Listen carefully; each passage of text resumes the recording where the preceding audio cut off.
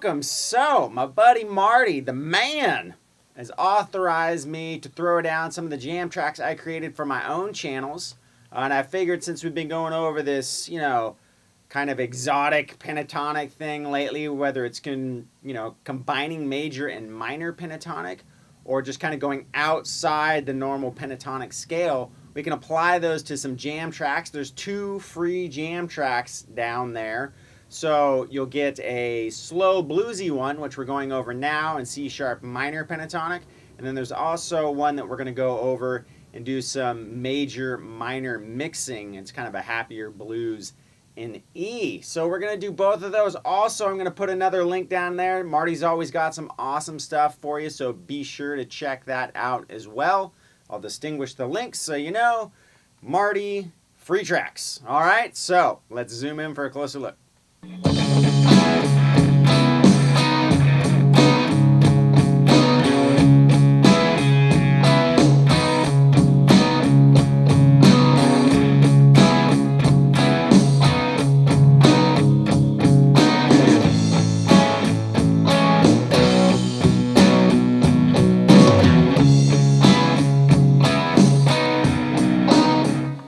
Alright, so that is the basic beginning of the song. Now, in lesson 2 of this, series, we're going to do the other part, which is going to be an F sharp, G sharp, and A climb. But for those of you who want to be able to play the actual song, it's going to be in C sharp minor, minor 7, or you can play C sharp minor here. We're going to go from there. So the 9th fret, E, D, and G. I use 2 and 3 because the next part, I'm going to use my first finger to go to the 8th fret on the G. And then I use finger 1 to come down and then back into the chord. So it's...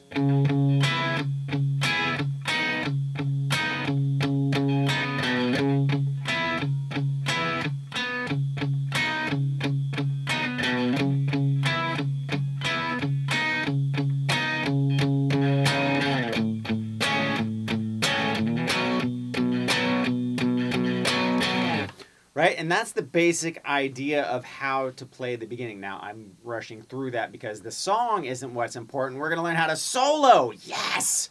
So, what I'm going to do is show you how I would approach soloing over something like this, or anytime I'm soloing over any song, the couple things that I think about. To those of us who don't have a really strong theoretical background on music theory, there's a couple cheating tips I can give you so you can take a couple of ideas, know a couple scales, and definitely get by in any situation. So let's go over that. All right, so one thing we want to do is know our pentatonic positions. Now there's 5 of them. You can find all sorts of stuff. I know Marty has stuff where you can find out different types of scales. So look for the pentatonic positions. I know he's got an ebook out there that shows all that stuff. Now there's also the chords we're playing. So knowing where there's different chords, right? The same chord all over the neck, whether it's the A here, right? Try to know 3 or 4 different versions of the chords on different strings all over the neck. That'll greatly help you in knowing also where to find target notes. Now, we also, when we're thinking of target notes, want to know where the octaves of those notes are, because we can use the same riff in multiple spots. Chain it together with 1 or 2 notes. Now it sounds like we know what we're doing, right? So we're going to go C sharp, for instance. If it's on the E string and the A string, the octave is going to be, you're going to skip a string and go up a whole step. So, for instance, it's the same. So I'm on the E 9th fret, and the octave is going to be on the D 11th fret. Same thing on the A string, same formula. Now, if we're going down to the D string, the gap becomes a step and a half. So this note right here, this B note, on the D string, there's a B note on the B string right there. So that would be 9, 12. Same thing on the E note right here. On the G string, 9th fret. It's also on the 12th fret of the E string. So if you know those octaves and the notes of the chord, now we can start saying, okay, I know where the target notes are in multiple spots, and I know where those are in one position. I know where they are in another position. I also can now start paying attention to, okay, where can I bend into those notes, right? So what position would I have to be in to bend into some of the notes in the chord? So that's another thing we can look at. Different things we can do, whether it's, big, huge bends, right? If I bent that note right there, which is in the second position pentatonic, that would be I'm going up to a step and a half to this note right here. Now, if I'm applying the octaves, I'm like, okay, I skip a string, go down a whole step. Well, that's a B note. So now this cool bend will be right in this chord because I know that there's a B here and there's a B here. Right? So I can do...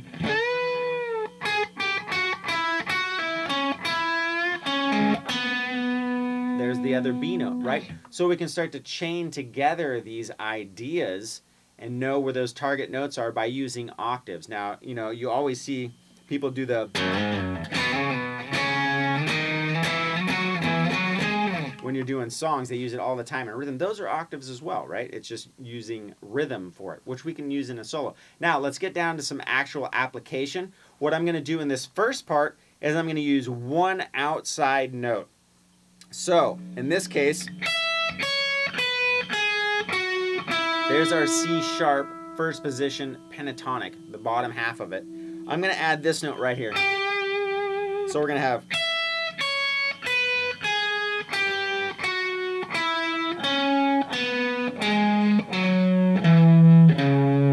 Now, if I go here, well, I know that octave is right here. Right? So now I have as well, right? We have here and here. So it occurs again in that first position. Now, what we're also going to do is look at that same octave, right? We're here. Okay, so it's down here in position 2. Right? And then I'm going to use it to transition into down here, which is the 5th position. Awesome position. Not a lot of people use that position. Totally check it out and start to experiment with it. It's going to feel a little unorthodox in the beginning. Great position that not a lot of people use. Very cool ideas can come from that. So check out that position a lot. But anyways, so let's watch this in action. I'm going to do one riff, multiple spots. Here we go. I'm going to rewind this here real quick.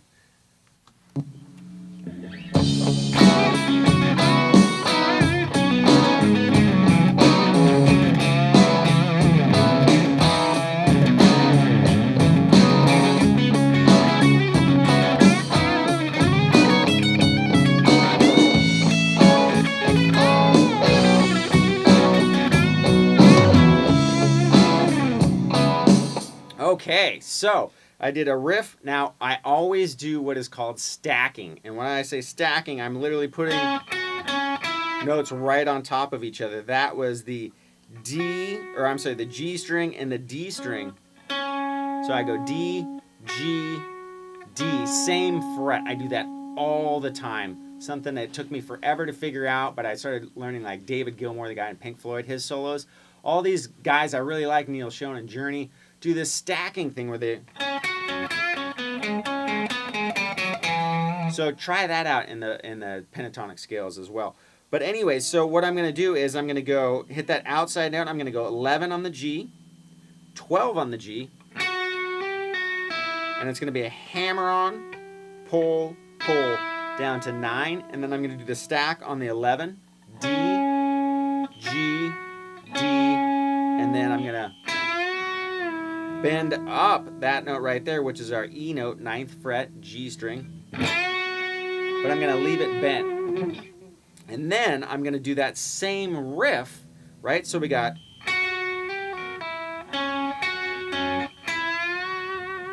I'm going to look for the lower octave, which is right here.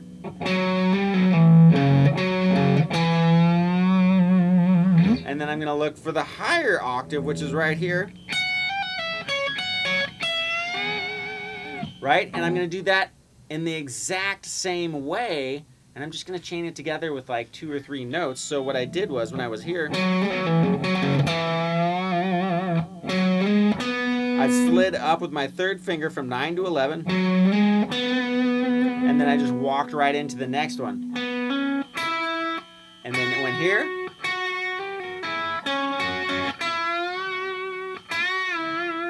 Now I did the same thing where I walked in, slid into position 2 of the pentatonic scale that we're using. And I actually walked into it the same way. Right? And then what I did after that was I just added a couple other notes, walked down a little bit differently, right? So maybe I went into a... hit that note again. And then I came out of that sequence of using the same riffs, changing it up just a little bit to get to one to the other in the octaves. And then from there, I finished the phrase by doing something a little bit different. I got out of it a different way and maybe didn't do that riff again. I finished in another way using some of the same notes, right?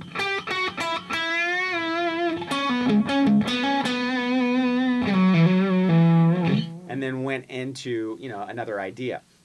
So that's one way that you can repeat riffs over and over again. Now, we got them all in one little spot. Now remember, you can use those exact same riffs down here, right? So what's cool about this is now we can use them in the 3rd position pentatonic, 3rd and 4th positions, but now it starts to sound low down and nasty, right? We get that ZZ top.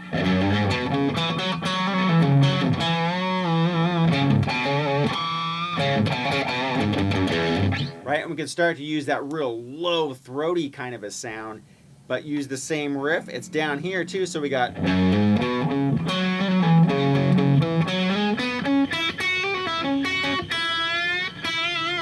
Right, now it starts to sound a little bit different than it did up here. It's on the higher B string, but it's a cool...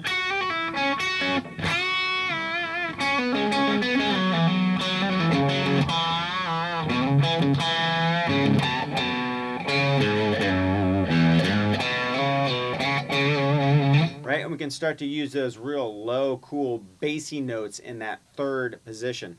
Right, so if we're in 3rd position pentatonic, I love this position for the top 3 strings of it. Now you can also do some really cool bends on the higher half, and I'll show you that. But I use this as a segue to get to position 4 all the time.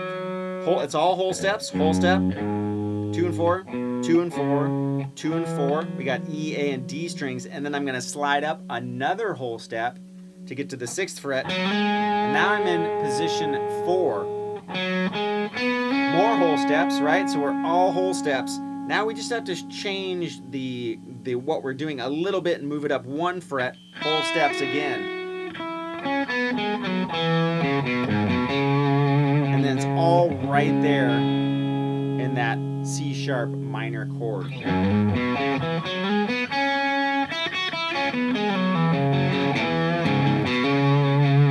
Right, so we can resolve to a lower sounding note down here. Right, do a little pinch harmonic or whatever on top of it. And now you start to get different ideas. So we've done one thing all over the neck. You can chain those riffs together. So we can do something like this where we use the same riff all over the place.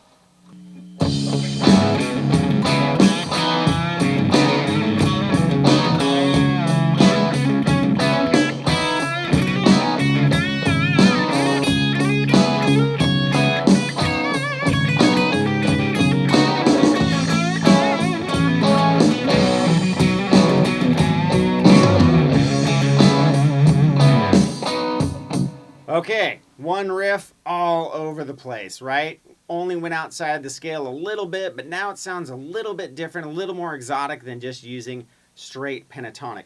Now let's fill in some of those spaces. Now when I show you this one scale, remember, apply the octaves all over the place, right? So we got This is position 1. I'm borrowing a note from the minor scale because that's in one of our chords. So we got, I'm going to keep this one straight.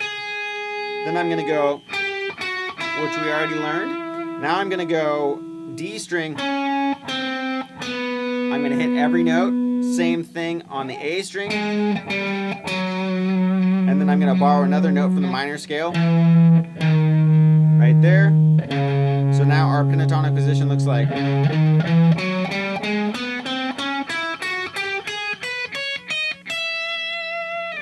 And now we start to have a lot more notes we can use. Those are passing tones. So remember, we got,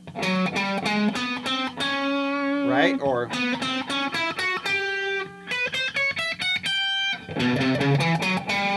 same notes, different spots. So let's use those, see what we get with that.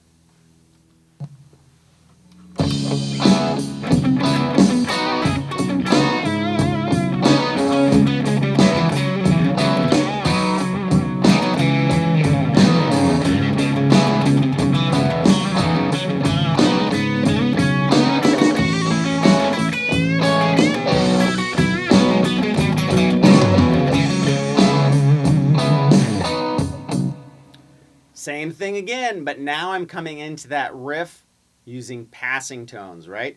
So we got different ideas. Now it starts to sound almost like a new thing because now we're adding new notes just long enough. You don't want to hang on those notes, but you add them in just long enough to where they catch the ear, and then you keep going. So now let's do some bending runs. So I love doing... So you're going to do 9 and 9 and then bend up 12 on the B. Do the same thing. And then 12 on the E. And then same thing again. And then we're going to add that minor note.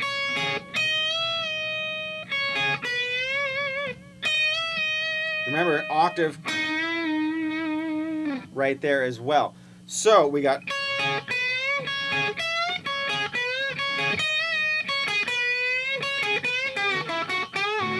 That note, I love doing that bend, by the way. It's bending up the B string. And then when the notes start to scrunch together, you use your second finger to grab the G string. And then you come down. So you get... Pinch that one from Hendrix. Awesome. Now you can pinch one from Beck, right? So we got... Now Beck is going to do that kind of similar idea, but we're going to go... So we're going to hit this note and then bend into that same note. All right?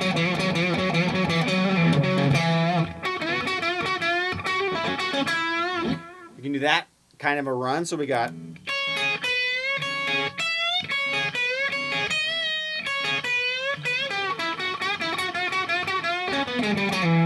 All right, so let's see how that would sound, or some of those riffs would sound over the track.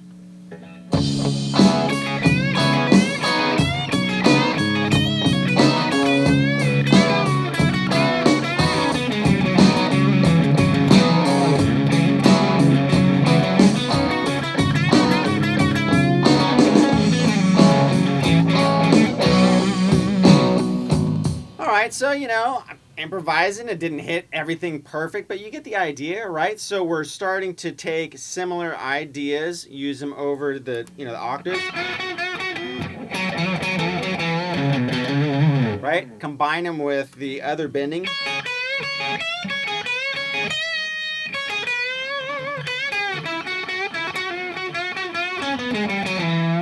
Also, those quarter note bends are super important in getting feel. Now, quarter note bend isn't bending it up a fret. It's like right in between. So you got... You're just bending it a little bit to give it some feel. So, here we go.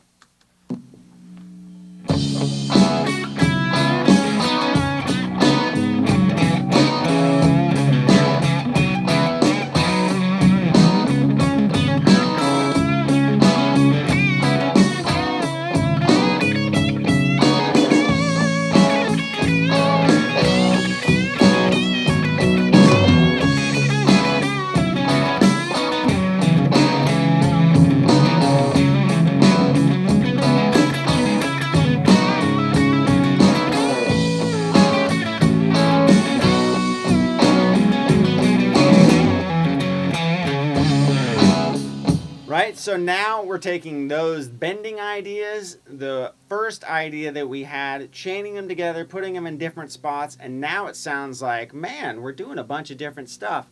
Really only a couple of different ideas, got the stacking idea in there. So we've done three things. We've gone a little bit outside the scale. We've done the same riff in different spots over and over again, and then we've incorporated some different bending ideas into the run.